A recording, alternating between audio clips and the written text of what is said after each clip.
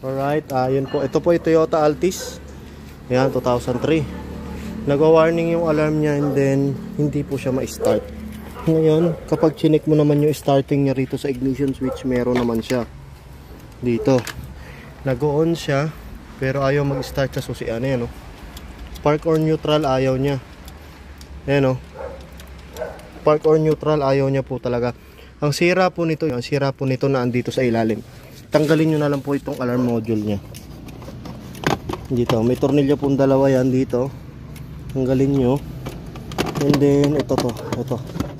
Sa ilalim po ng driver seat, tanggalin nyo na lang po yan. Yan. Yan, wala tayong taga-video eh. Yan, tanggalin nyo na lang yan. Then, tingnan nyo po. Nawawala yung blinking ng hazard. And then, on natin.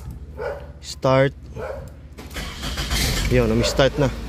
Ayun ang RPM. Tanggalin nyo na lang to. Ito ang dahilan yan. Nagloko na tong module na to. Bakit? Kasi po wala na yung remote nya. Wala na tong remote ng lock unlock. Ayan. Nagloko ang security system nya, kaya siya nagkaganon. Pero yan, okay na. I-fix na lang natin. Ito po yung kanyang alarm module. Toyota Altis original. Ayan. On natin, start. Ayan, okay na. Pero pag kinabit to, ayaw talaga. Sana po nakatulong. Ayan, salamat po. Paki-like, share, and subscribe na po natin channel. Para po na next video po natin, baka matulungan po namin kayo. Thank you, salamat. God bless.